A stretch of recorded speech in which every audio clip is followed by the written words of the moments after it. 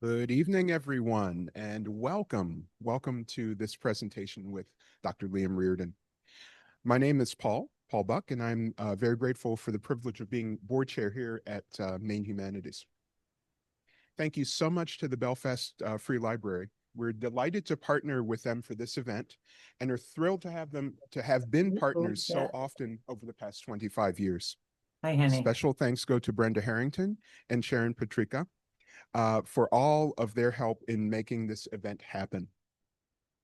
As many of you have probably heard, the federal funding cuts for the humanities have created a very challenging landscape for programming across the country.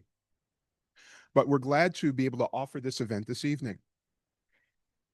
Here at Maine Humanities, we feel it is crucial to come together in ways like this, and we do so across the entire state in libraries, schools, correctional facilities, and more. If you'd like to learn more about MHC's work statewide, there is information in the back, and there's also a sign-up sheet with our newsletter, or for our newsletter. And if you are moved to support this kind of programming, there is some information about that as well. And now our presenter, Dr. Liam Riordan. Sorry about that. He is the Adelaide C. and Alan L. Bird Professor of History at UMaine Orono.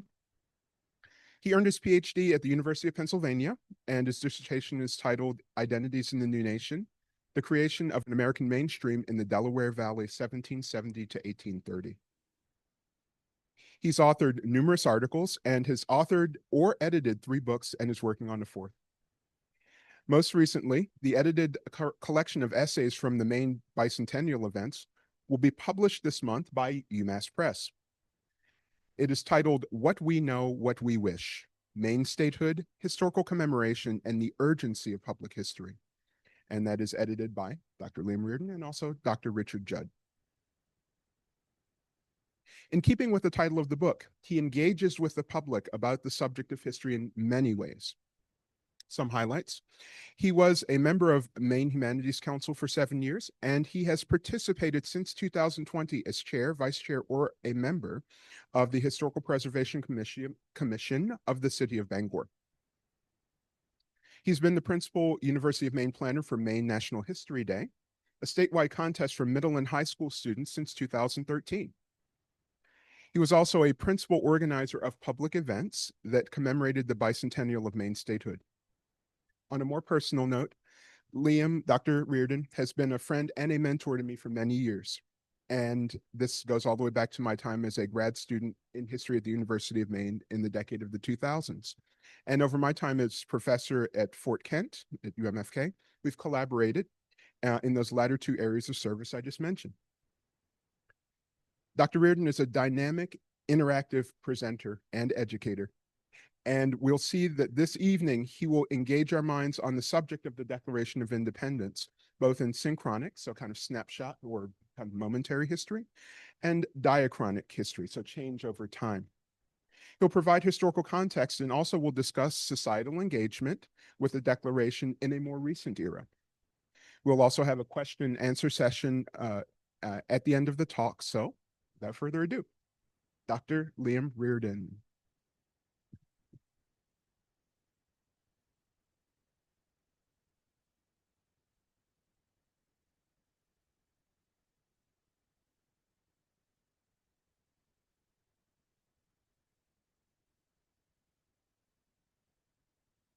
Pleasure to be with you all here in the Belfast Free Library and also to have untold people watching via Zoom. So thank you to being here in person in particular. It's nice to look at warm bodies when you give a talk. It is a special pleasure to be speaking today because I have such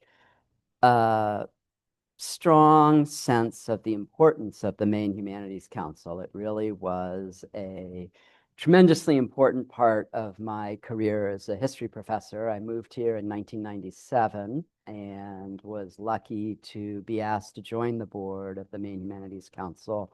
And it really changed my sense of the humanities landscape and of the nature of Maine to get outside of my own classrooms and off of the campus of Orono and to learn more about the vitality of intellectual life in libraries and historical societies and community centers all over the state. So a real pleasure for me to be here in the Belfast Free Library, and especially to be doing an event related to the Maine Humanities Council. So I have this title, Does Anything from the Year 1776 Matter Today? And as Paul said, at the end of the lecture portion of the talk, I'll stop and take questions. Hopefully we'll have some discussion.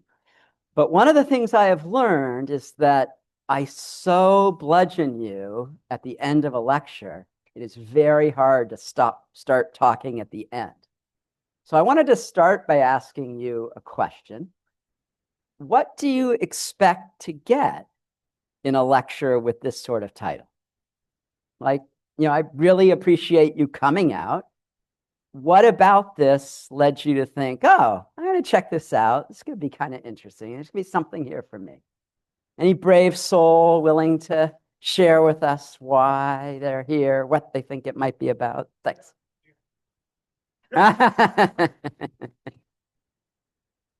Yeah, so the first comment was he wants the answer to the question, does anything from the year 1776 matter today? So at the end, I'm going to call on you and ask you the answer at the end. Another question.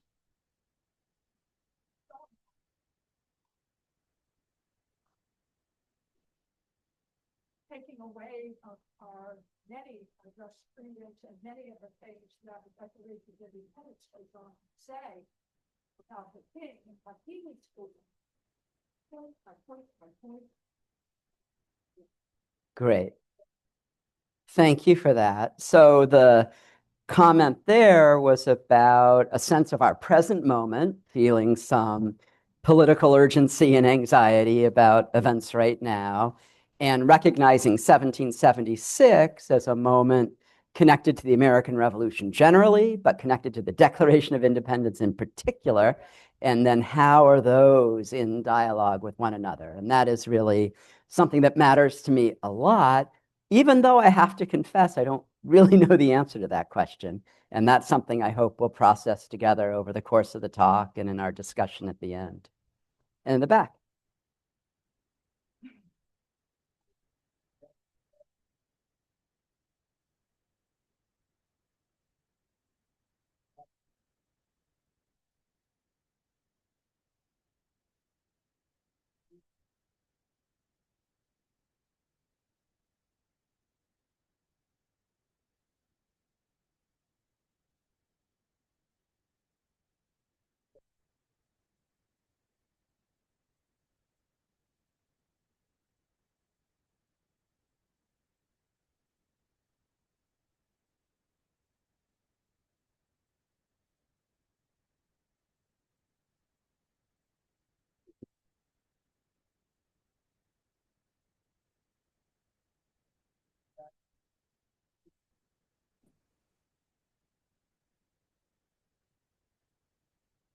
Great. So that contribution from the back was about, again, the revolution broadly, and particularly an interest in the broad range of people who participated in the revolution and made it happen, and how we understand them and how we understand that event and wars generally and how they repeat themselves. And what I heard there was really about the tension between leaders who make commands and rank and file people who perhaps suffer the consequences of those commands.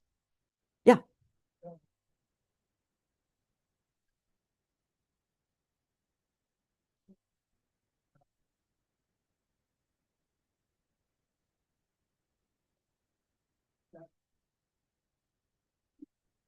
So then this person is curious about misconceptions we might have about the Declaration of Independence and how that relates to understandings of US sovereignty. So it's a lot on the agenda. I will try to get to some of it, most of it, and come back again at the discussion at the end. Let's revisit all of these are really important issues that I hope we can get into.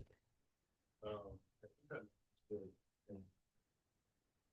guess Steve probably.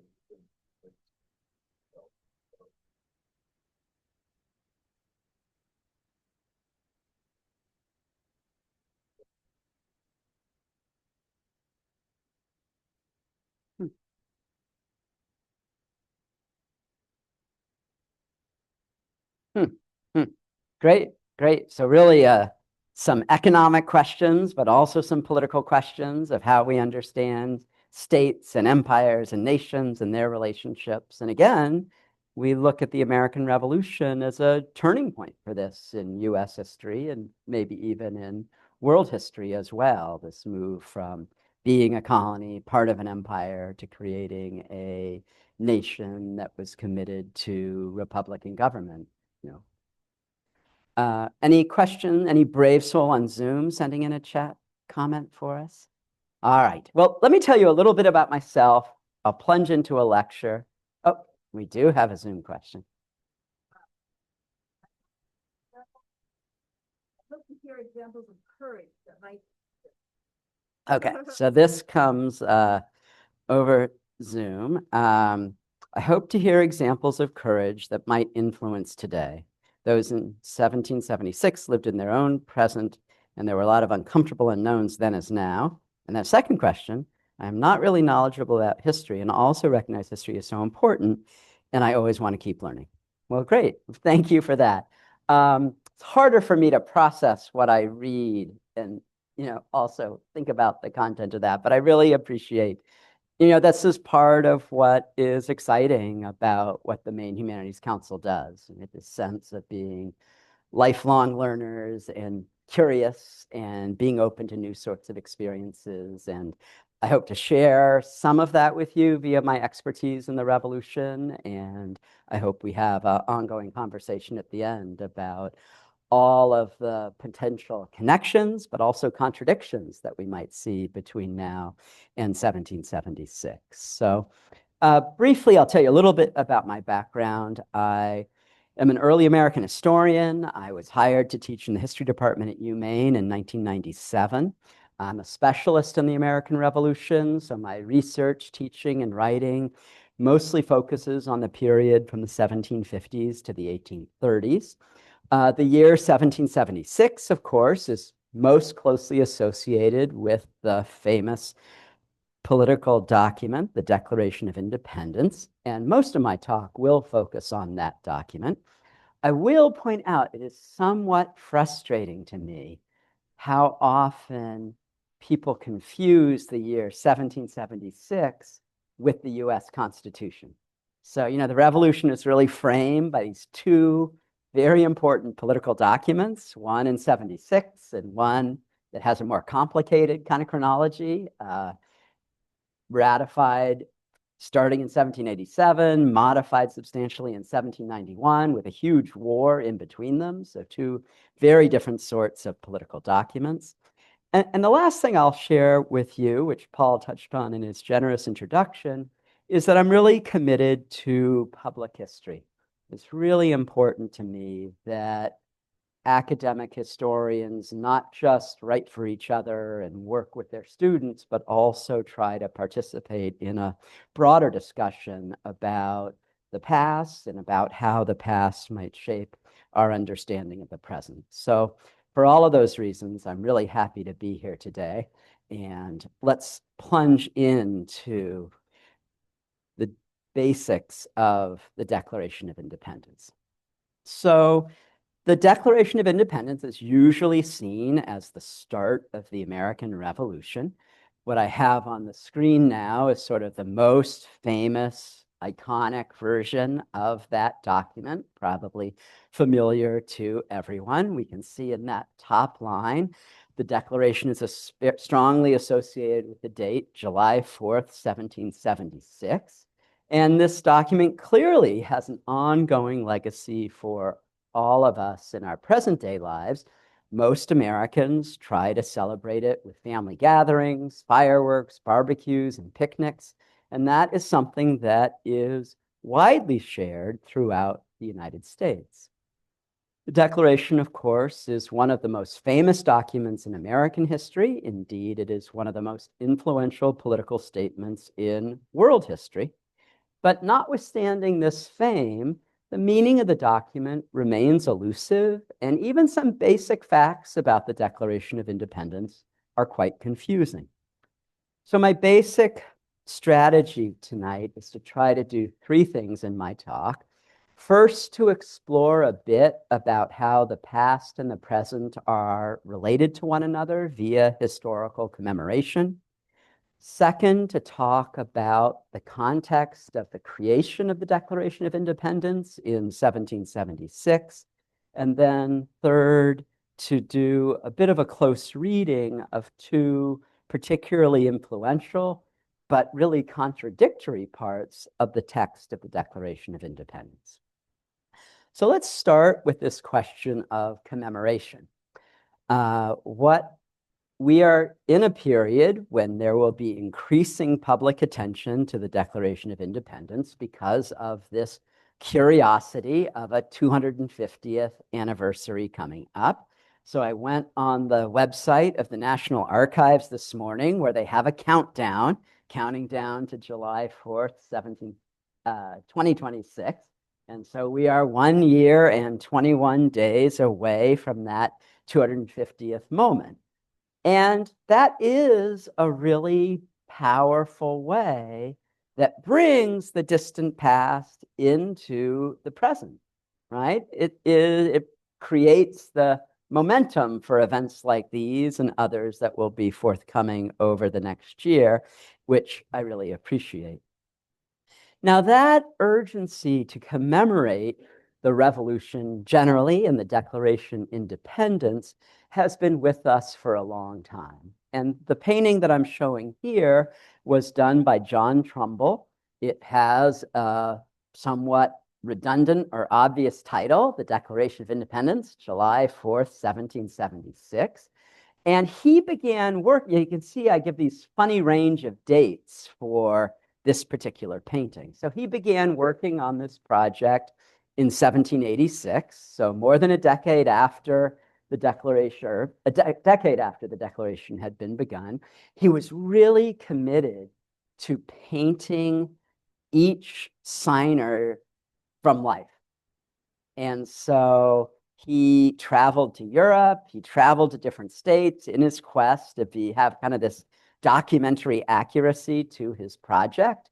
And then in 1817, he gets commissioned by the US Congress to create 4 huge history paintings for the rotunda of the US Capitol, where they get installed in 1826.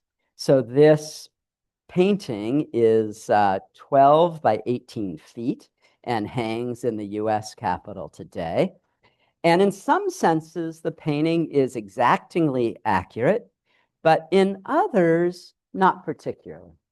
And one of the things about what he tried to capture in this painting is not actually July 4th. What he shows us here is the 5 committee members who worked on the draft, presenting the draft of the Declaration of Independence to the full Continental Congress on June 28th. So this is a classic image of the Declaration of Independence. It is fixed in most of our memories, I suspect. Starting in 1820, it is mass-produced as an engraving, and then yet more engravings by Currier and Ives in the 19th century. And it is has been the back of the $2 bill ever since 1976. So there's a real way that this moment is imprinted on our memory, our public memory, of what is the Declaration of Independence and what is its meaning.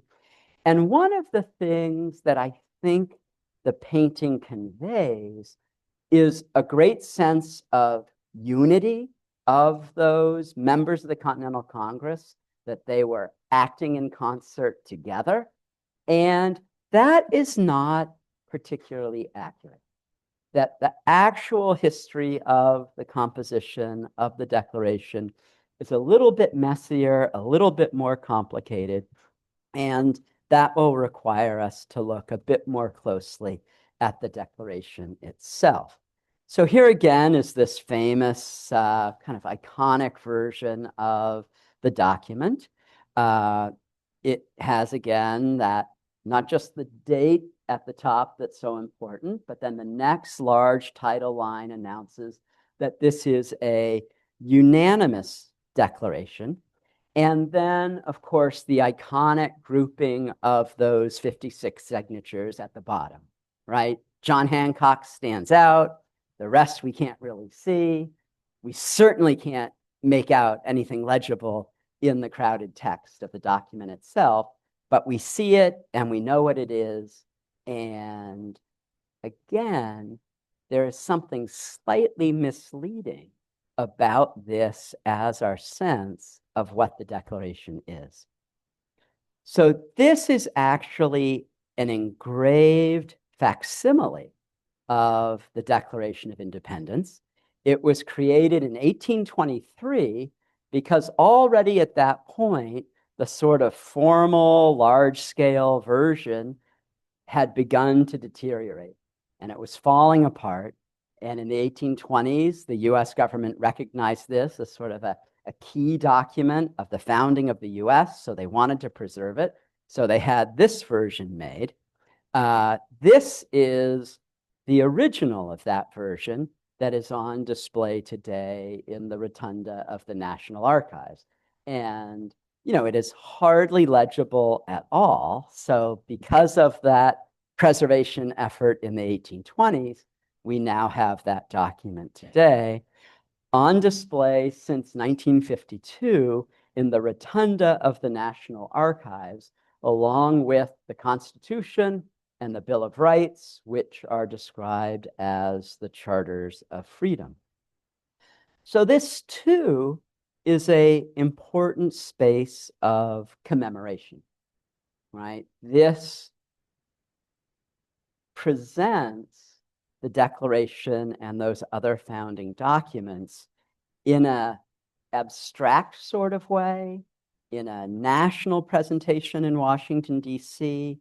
I think it's also fair to say there's some kind of implicit religious symbolism in this, right? This is a very church-like space with a sort of altar holding these sacred documents. And as the historian Pauline Maier has suggested, there's a real problem with thinking about the founding documents in this way. It communicates a sense of their transcendent glory, that if they were not handed down by God himself, then they were given to us by impossible to match founding fathers who were so vastly superior to any political leaders that would come after them that we really are lost without this singular fleeting moment of exceptional excellence. And that is a real burden in our public memory of the revolution. Instead of putting it on such a pedestal, we are better off if we understand the gritty challenges and the messy fights of politics in the 1770s that produced this document, so that we can think about our own political moment from a more realistic point of view, right? If this is our expectation of what we need from political leadership, we will never be able to replicate it. So that, I think, is a burden that we have to try to overcome, right? This shrine-like presentation of the 1950s was done for its own reason and a particular moment in the Cold War, and I think we might benefit from a different way of understanding the Declaration of Independence today. So how can we gain a more accurate understanding of the era in which the Declaration of Independence was created? One of the most basic ways that historians try to make sense of the past is to organize information in chronological order. So this is sort of a shift to the second part of my talk. We talked about commemoration to begin. Now I want to talk a bit about the context of 1776. What was going on in that period, and how did it lead us to this particular document? And I want to start with a pretty basic question. When did the American Revolution start? And while it's a basic question, it leads pretty quickly to some messy complications. So we often think of the Declaration of Independence as the start of the American Revolution, but right away there's kind of a problem with that because it is a document created by the Second Continental Congress. So it's not exactly the start. And when the Second Continental Congress convened in May of 1775 in a building known today as Independence Hall, but known then as the Pennsylvania State House, the Second Continental Congress was met by an absolutely chaotic and uncertain moment. Right? The First Continental Congress had met the year before. It had agreed to come back and picked May as the first decent month for travel, where everyone could get back to Philadelphia. And when they set May as their start for the Second Continental Congress, they, of course, could not have known that war would begin in April 1775.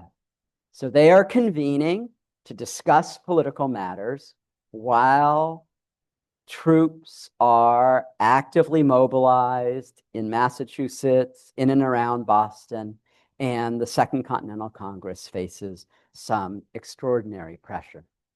So one important thing that this highlights for us is even though we think about the Declaration of Independence as fundamentally a political document, and sort of political analysis will be most of what I talk about today, there's no question that it is also shaped by the urgency and pressures of war.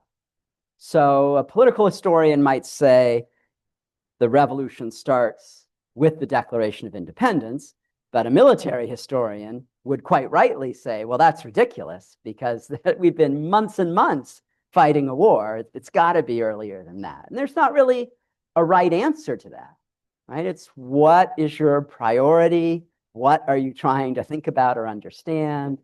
They are interwoven with one another.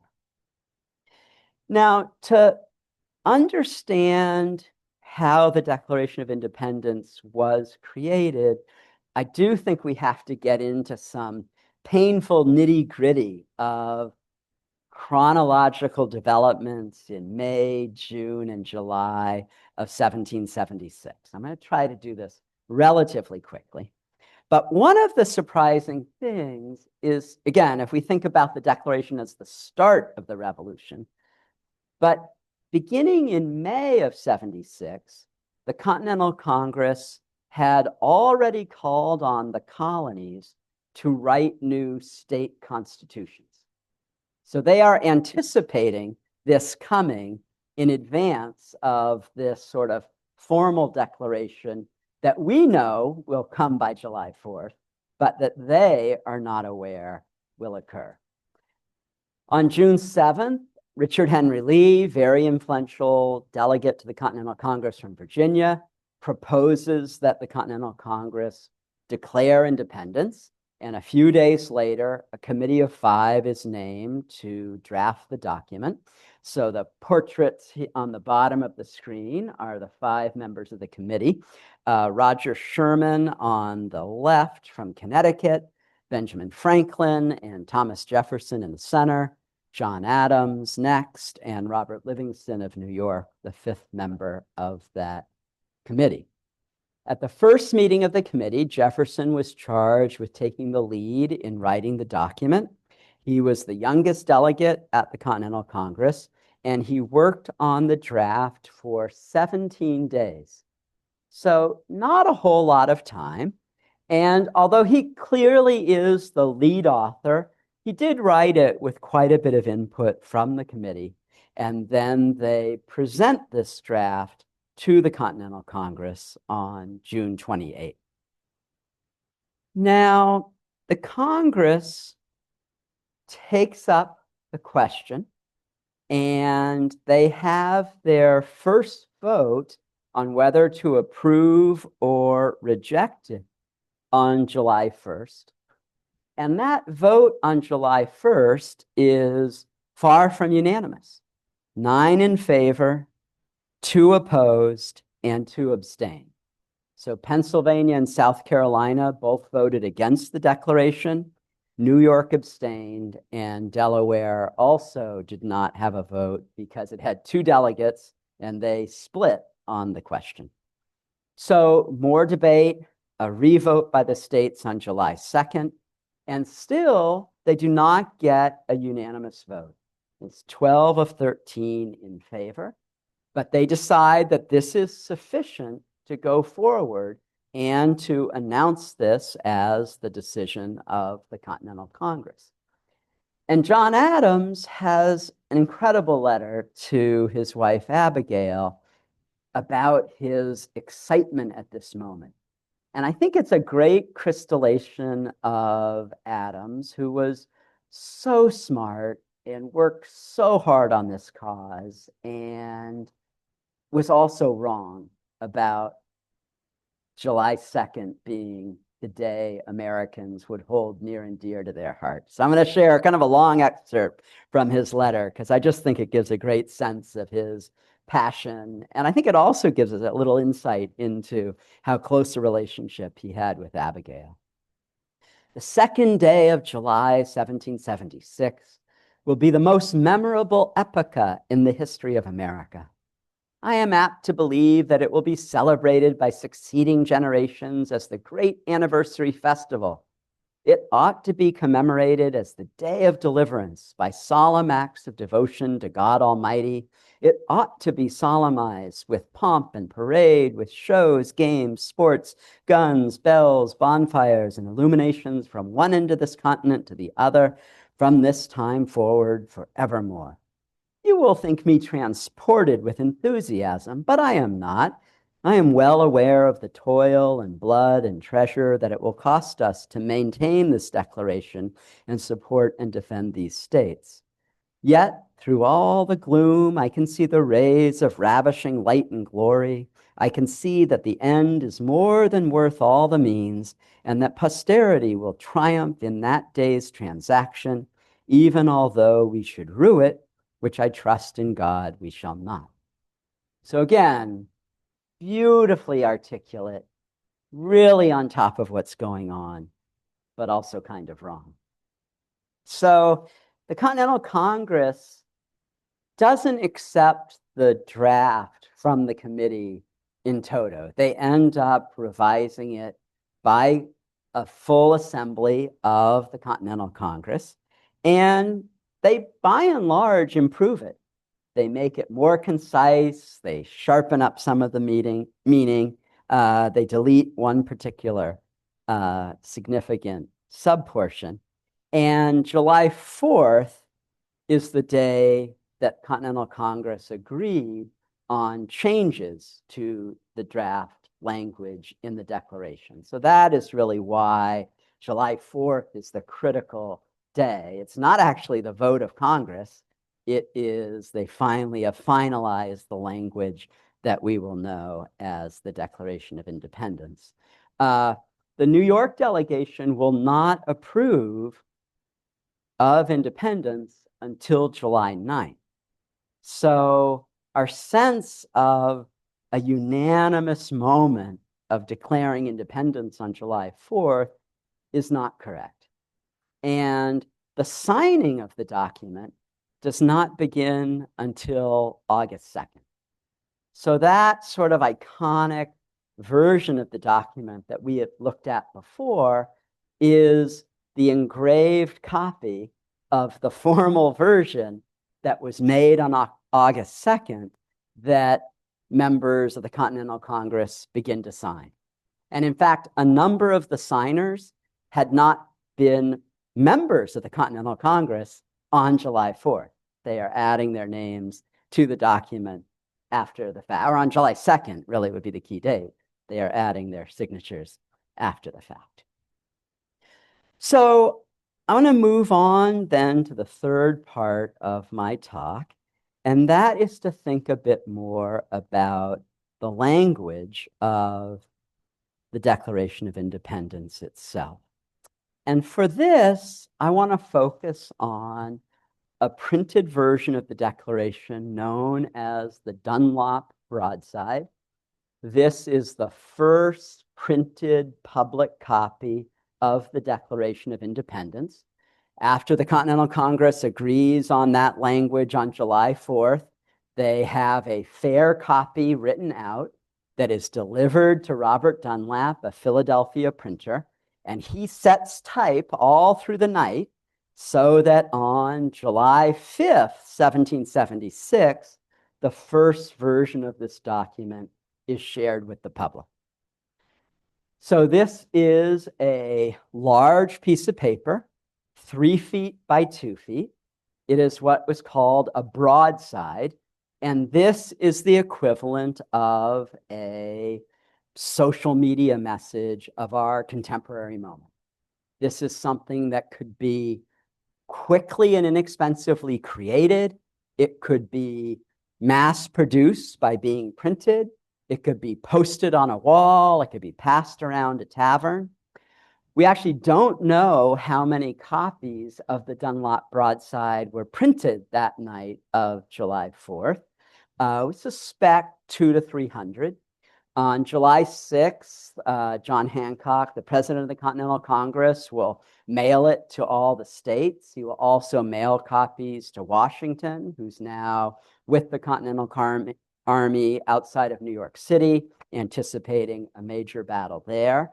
So it gets distributed widely. Today, there are only 26 known copies of the Dunlop broadside. And fortunately for those of us in Maine, the Maine Historical Society owns one of these 26. So with any luck, it should hit the road in 2026. It should get seen, and you could check out an actual copy of this political statement printed that night of July 4th that really is, to my way of thinking, kind of the essential written text that we should focus on as we try to think about what is the meaning of the Declaration of Independence. So let's start by just taking a look at what is always the easiest part of this document to read. It's not the body of the text itself, which, even though it all fits on one page, is not really that long, but it's a little challenging to read it straight through. So we've got the title and the signature. And the Dunlap version looks quite a bit different than the August version that most of us are more familiar with.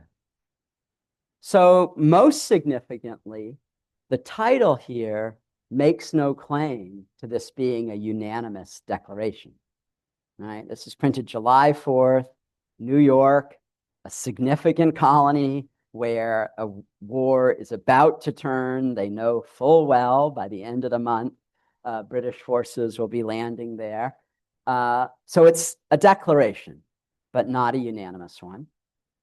And then the signatures, again, we've got Hancock seeming very bold and large, but he's kind of out there all by himself.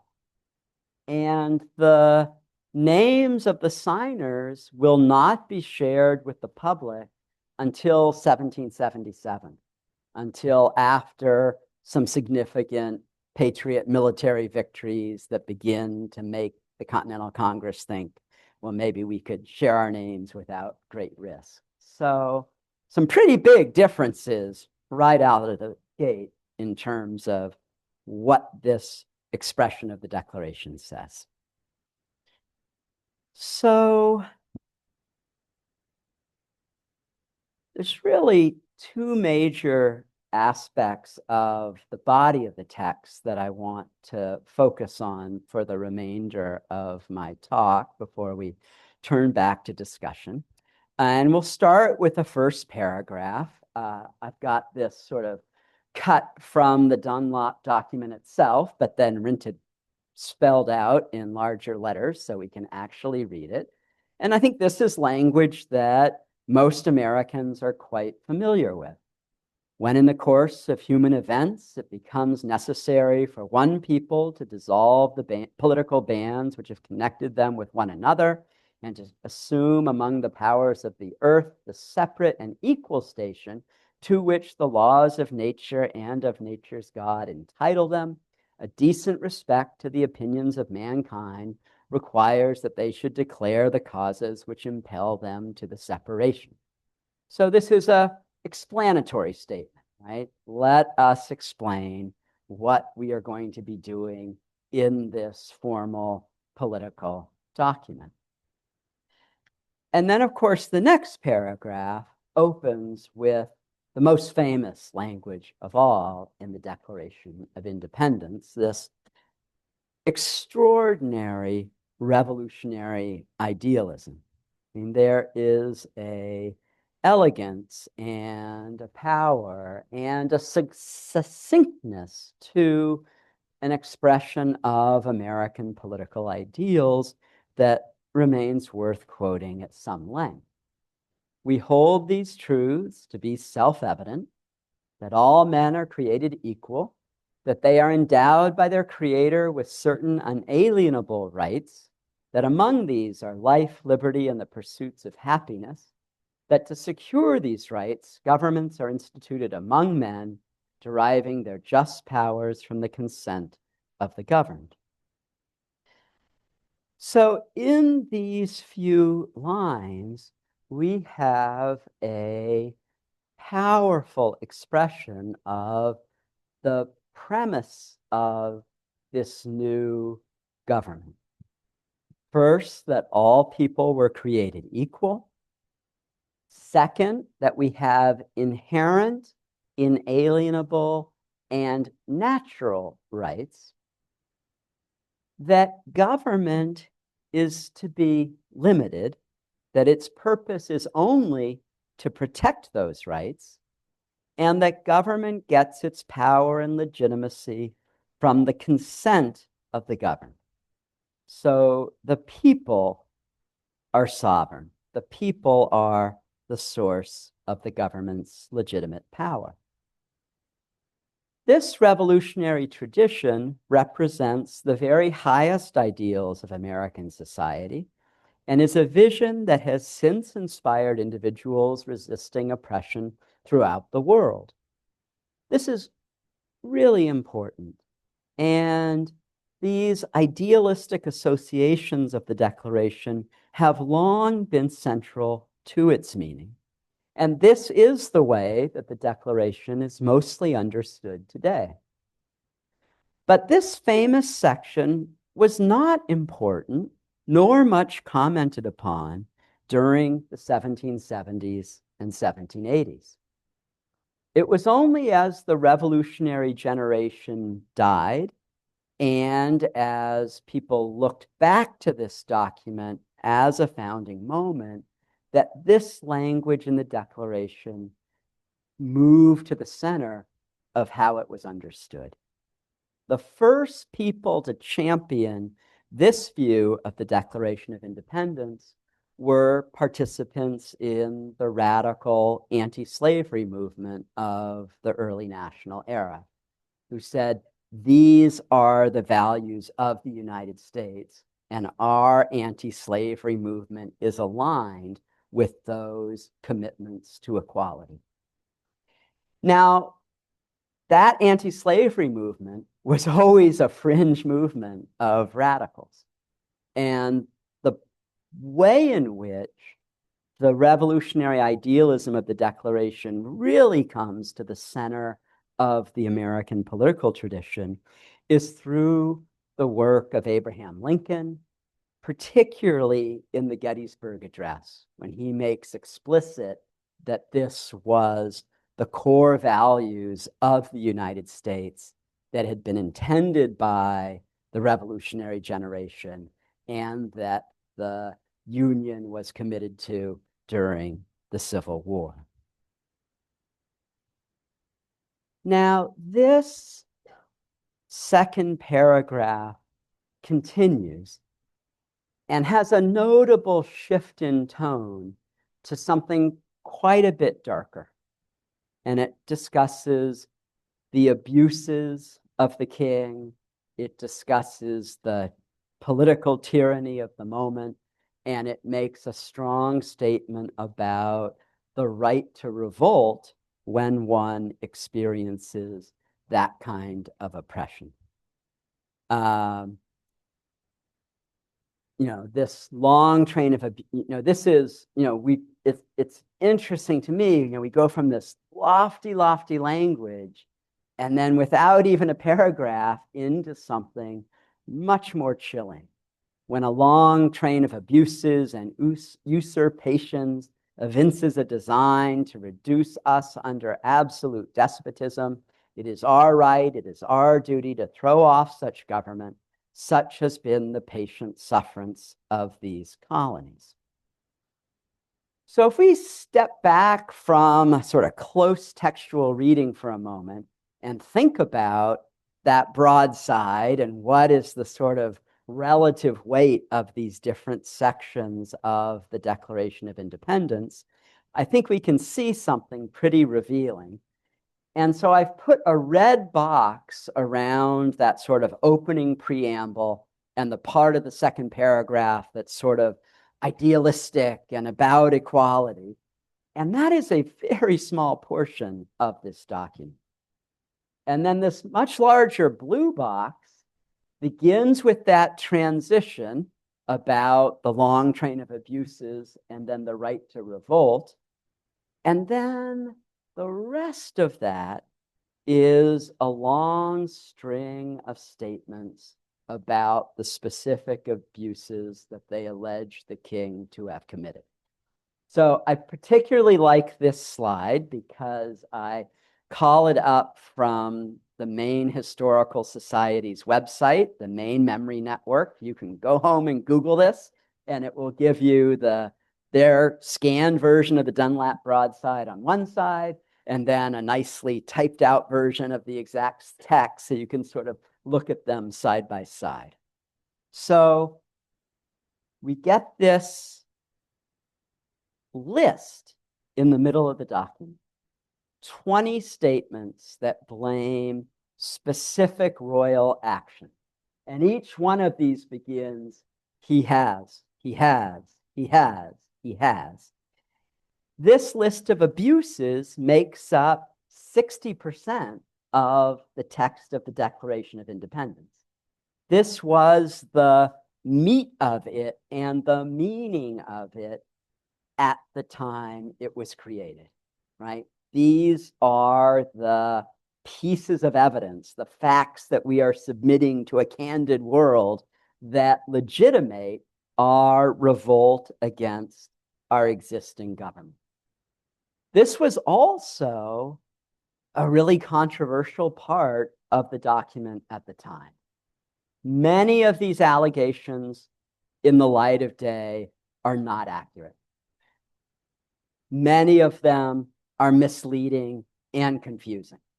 And that was for people who were not patriots. When they read this, they were not persuaded that it really made sense to reject the most powerful, the wealthiest, the most representative government in Western Europe for the promise of the Continental Congress. Now, it would be extremely tiresome to go through each of the he has statements. But one of the major points I want to make is that they are organized with an internal logic to them. And according to the sort of rhetorical communication strategies of the 18th century, you had these build so that the final one was the most important, the one that was the climax of your evidence, the one that really proved the case for why people should support your dramatic action. And so I want to take a look at this final he has statement, and it is a brutal accusation that comes in two parts that is kind of shocking. So the final item on the list of the king's abuses really has two parts to it. It begins with this statement that requires a little bit of explanation. He is excited domestic insurrections amongst us. So what does this refer to, domestic insurrections? I think we can't really know by the plain face of it, but when this was written in the summer of 1776, readers understood that this was about a fear of insurrection by enslaved people. And this does have an interesting grain of truth in it.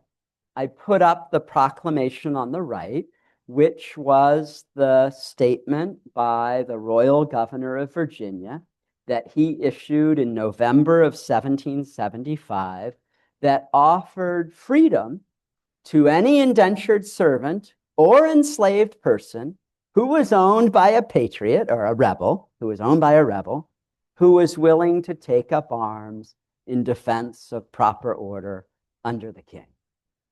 So this was a significant, powerful moment that the Declaration is mobilizing to build a broader consensus of Americans, right? The British are so awful that they are encouraging enslaved people to rebel to continue their tyranny in these colonies. And while this is an accurate fear and responds to the reality of Dunmore's proclamation the previous fall, it's also clear in newspaper reporting of this period that there is widespread fear in patriot newspapers about enslaved people throughout the colonies. And so this is one of the real impulses that is encouraging patriot unity. If we don't come together, we are going to suffer slave revolt and violence. So he has excited domestic insurrections amongst us and has endeavored to, so this he has a sort of two-parter, and the second part requires very little explanation. And he has endeavored to bring on the inhabitants of our frontiers the merciless Indian savages whose known rule of warfare is an undistinguished destruction of all ages, sexes, and conditions. Now, this complaint about royal action does not have the kind of corollary to Dunmore's proclamation, right? This was not something that had been done. This is a projection, a fear of what will happen. And at this same time, the Continental Congress is working very hard to seek out Indian allies in their military struggle or to try to secure Indian neutrality.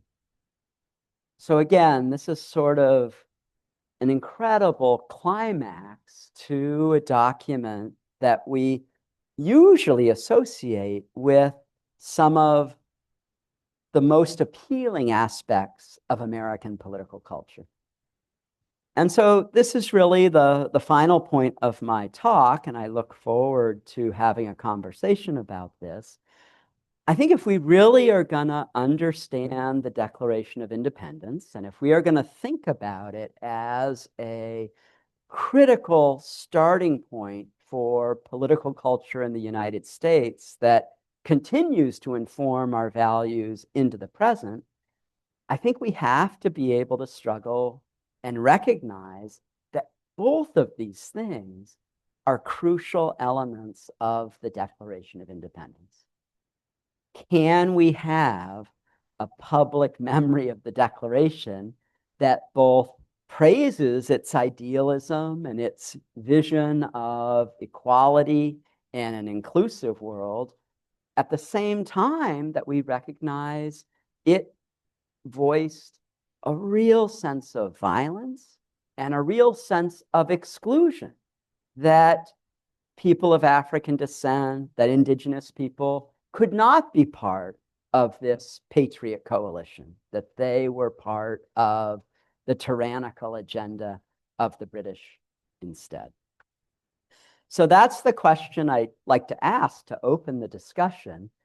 For each of you, what is the right way to strike this balance between idealism and violence in how we remember the Declaration of Independence?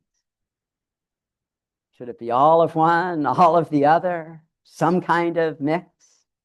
I don't know the answer to that question, right? That is a way in which the Declaration of Independence is part of our ongoing political life, and not just something frozen in time that has one clear meaning that is unchanging, right? It is still with us, and in many ways, I think we still live out the implications of those contradictions and that paradox and that challenge that the authors of the Declaration of Independence struggled with, but also manipulated to advance their cause, right? This is part of the success of the Declaration of Independence, that it did help to persuade a large group of colonists to think about themselves as committed to the patriot movement. Thanks very much for your attention. I look forward to questions and conversation.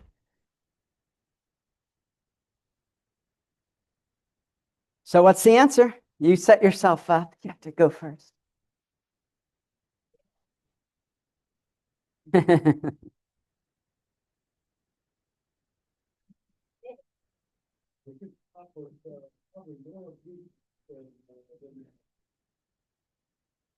So you said that in the first part, it declares our sovereignty as people. Each person is sovereign. We're not living that way now. And I believe we have to go further and look at the next document and compare that to where we are now. And by next document, you mean the Constitution? Exactly. Yeah. Yeah. And you went over the phrase "all men are created equal." At the time they wrote that, did they mean all men or all white men? All property owning white men. Okay.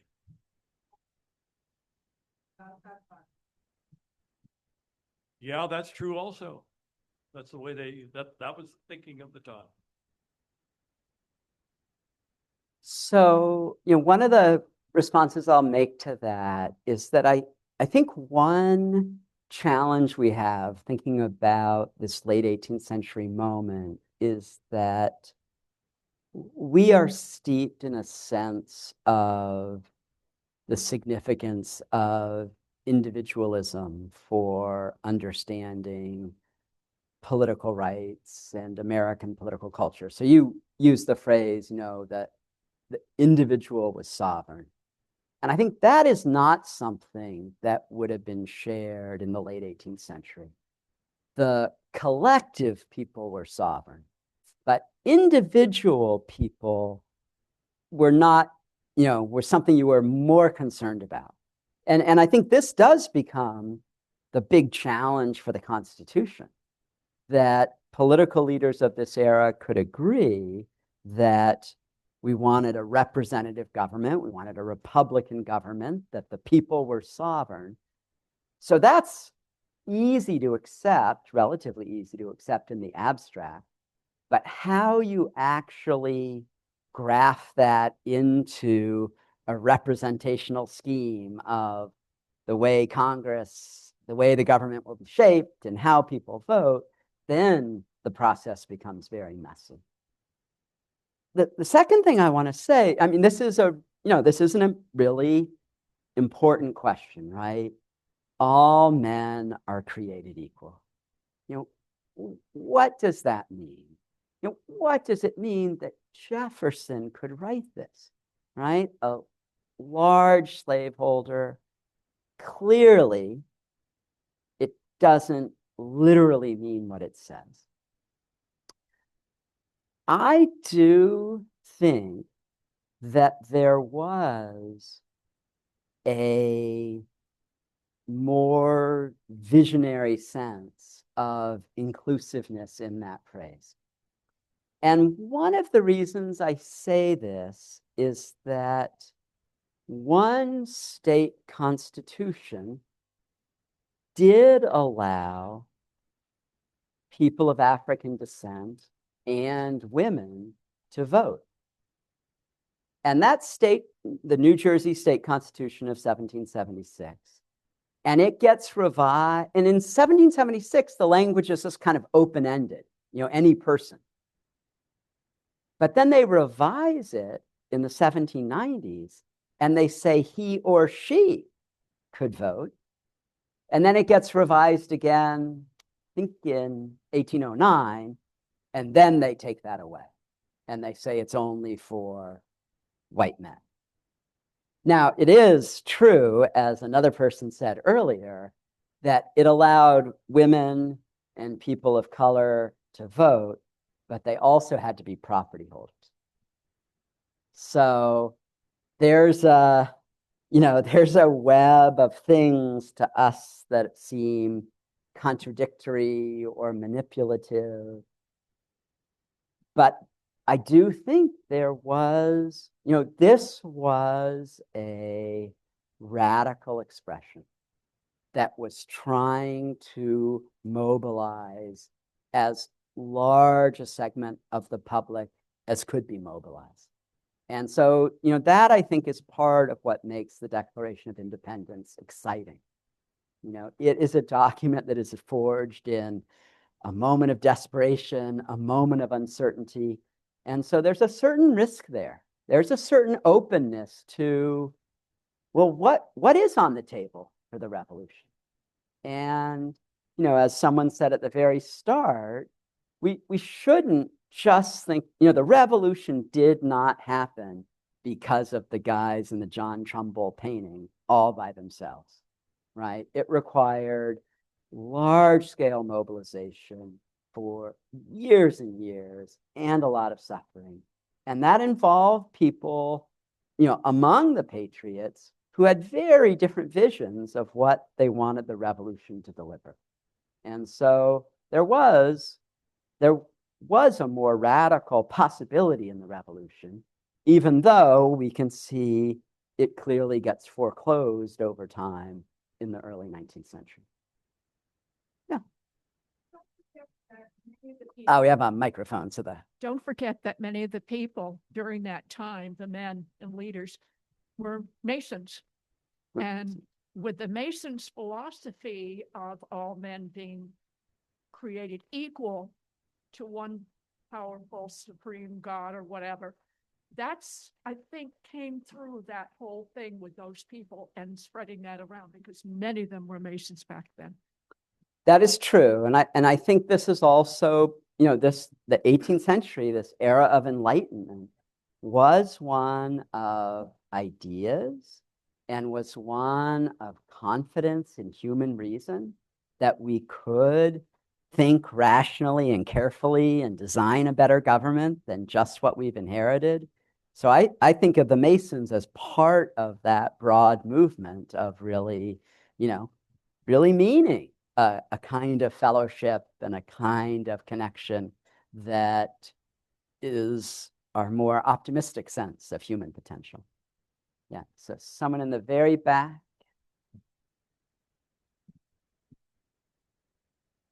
Some people will disagree with the premise of my question, but shut up.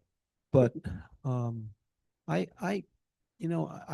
my view of this is that a lot of the issues that you raised that were contentious and still are contentious, the government people in Philadelphia who were big slave owners and all the rest of it, no suffrage for women, voting only for people with titles to property and such. But, in looking at the broad picture, it seems to me that this is a process, okay? Many of these things came to pass. Now, people will disagree and say it's still a completely racist country and there hasn't been any liberation in that regard. Other people will take the other side of that. But the point is, humanity makes me almost an optimist. As bad as things are today, it makes me an optimist to see the progress that has been made along some of those contentious lines. So I agree with that point, and I do think that that's an important lesson that history teaches, that we can easily slip into a feeling that, oh, if only we lived 20 years ago or 50 years ago or 100 years ago, things were better there. You know, leaders were better then. That's sort of a point I made about that sort of iconic view of the founding fathers as absolutely perfect and all agreeing with one another. And that is not realistic. I mean, I think the more we learn about, like, what are your options? You could live in the Depression, you could live in World War II, there have been, our own moment is very difficult and challenging. I'm not making light of that, but that is part of the human experience, has been with us a long time. So, yeah. For me, I was thinking about the idealism, kind of the duality here, idealism versus violence, and like what's the proper balance. So I don't have a percentage, but when I was also comparing that to, does anything matter from 1776? I think absolutely. And so what I'm left with is that in modern times, an aversion to complexity of thought is a big problem in America. So I think that regardless of the percentage of the balance, it's important to understand and to recall both the idealism and the violence so that accuracy can be achieved. And right now, part of the aversion to complexity is that we are divided and polarized and then taught to demonize each other and not even try to understand. So for me, it was great as a lesson to see, I guess from school, I didn't remember all the violence that was picked up when you look into the Declaration of Independence, but I'm grateful for the truth. Thanks. I appreciate that. And I do think that that is, that's the most important message I'd like to share, is that both of these are there in our founding moment and in our contemporary moment. And there is a through line there that's both good and bad, and that we need to in order to address it in our present, we need to understand that it's been with us for a long time. I have one question and two comments from Zoom. So one of the comments from Zoom, I would think we can acknowledge the flaws and blind spots of most of the founders, but I hope we can take the germ of inclusiveness and grow that aspect of this document and celebrate that the most.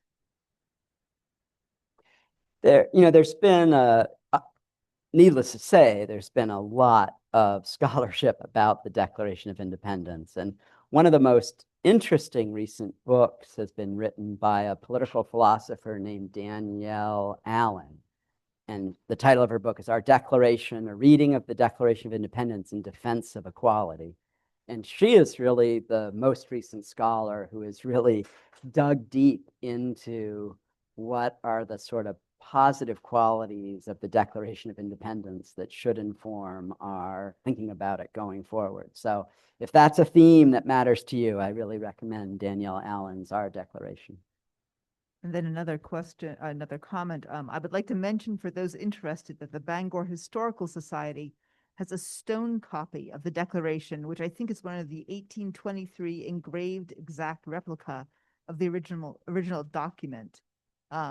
This person added, wasn't it authorized by John Quincy Adams? I have been told this, but I wonder what Liam thinks. I have been told that these are called stone copies, and each state got 2 copies, and certain heroes of the Revolution also got copies. So it is known as the William Stone version of the Declaration of Independence. That's the engraved version that I showed before. I did know that the Bangor Historical Society had a copy. I can't answer the other part of it, that which I've already flown out of my head because I didn't know the answer. And then the question. Oh, about John Quincy Adams. I mean, he was Secretary of State at that point, and the declaration was kept by the Department of State until the 20th century. So yes, it probably was John Quincy Adams. And then a question from a bit earlier. Was the Dunlap broadside true to the original, or were words changed?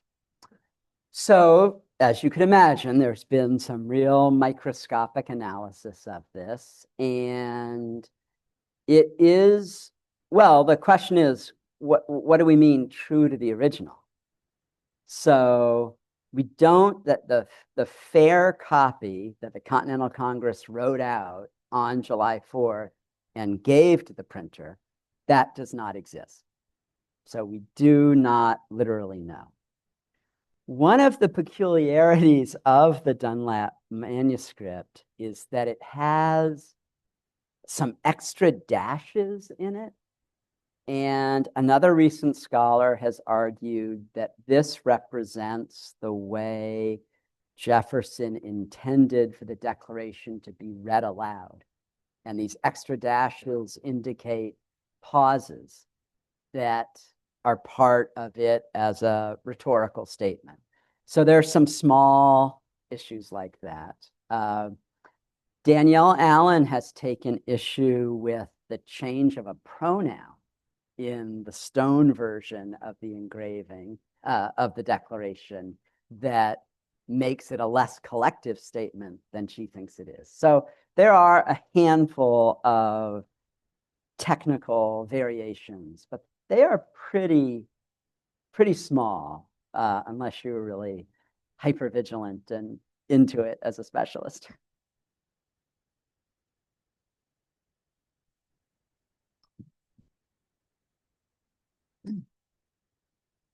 Good evening. You could- Yes, my name is Christopher Groden. I live here in Belfast. And I wanted to address the, not so much the content of the Declaration as the part that it played in the process of the evolution of American sovereignty. And how Maine fits into this in an interesting way. Let's see. At least we start with Christmas of 1776, and George Washington, Christmas Eve in 1776, George Washington is at his headquarters across the Delaware River from Trenton. And he's been giving hospitality for the previous couple of days to a Mainer named John Allen.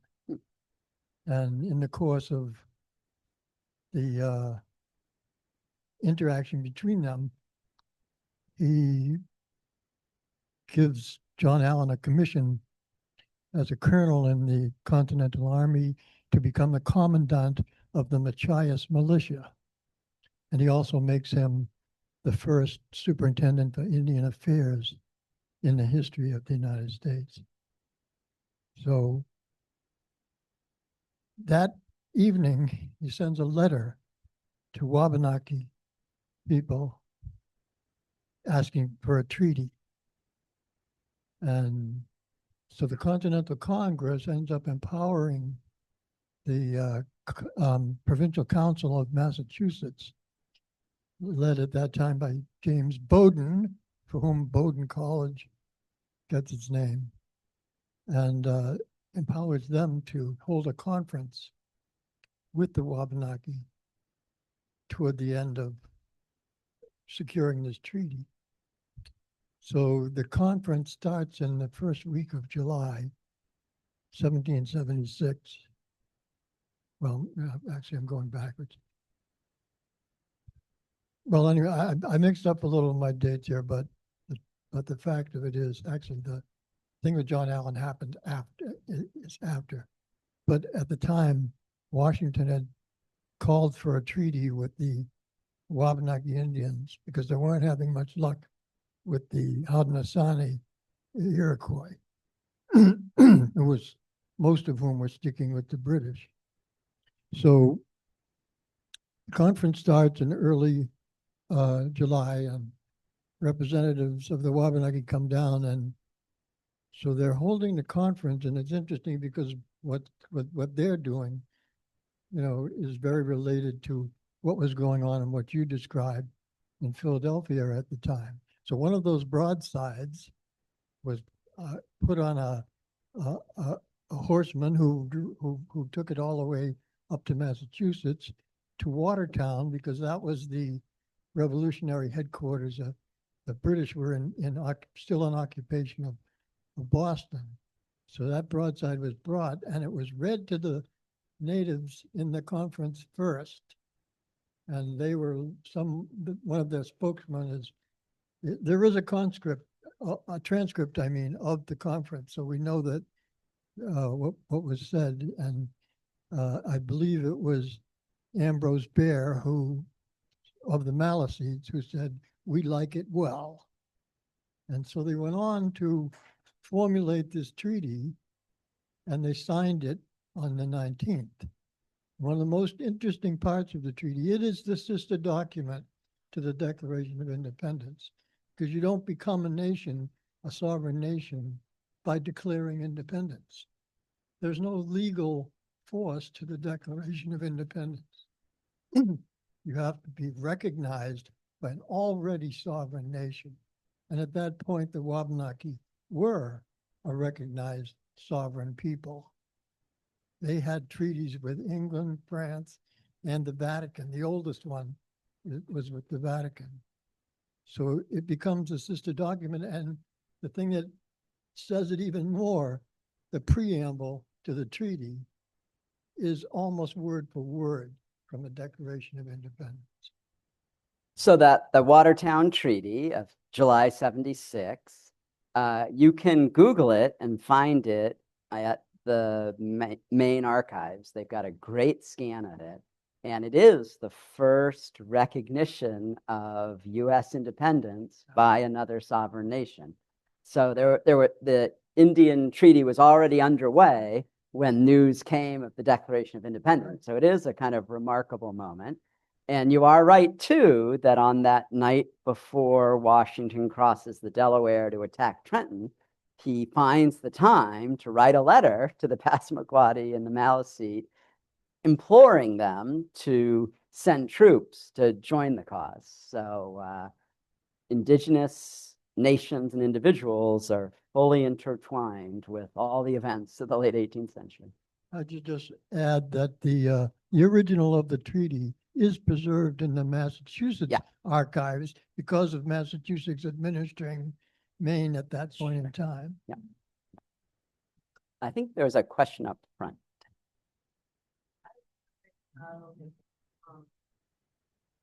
I was wondering how the great talk, thank you, how they went from a political meeting, you know, the signatures on the declaration, to generating the widespread violence, the change, to how did they create the change at the larger population?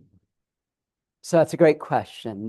The historian who has done the best work on this recently is a guy named Robert Parkinson, who has a book called 13 Clocks.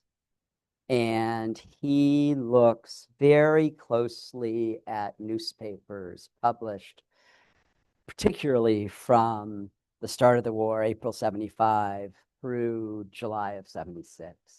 And he makes a very compelling argument about how this disturbing final he has accusation is really connected to the discourse in the newspapers that are not writing about what we consider the important events of those 18 months. They are overwhelmingly about fears of slave insurrections, fears of Native Americans allying with the British. And so for him, it's really the newspapers of this era that are mobilized. No, the document itself is just a piece of paper and, doesn't have legal force, as someone else mentioned. And he argues that it's really when you get into the newspapers, and newspapers in this era, there's no such thing as plagiarism. You copy things out of the other papers you get, and you're constantly swapping. So it has this kind of echo chamber effect where these articles get reprinted and reprinted and reprinted. And so he makes the argument that this is really at the forefront of patriot fears in this, kind of crucial period from the start of war to that formal declaration. I really want to thank you all for coming out. I want to thank the Belfast Free Library and the Maine Humanities Council, and I hope it's the start of a great summer for all of us.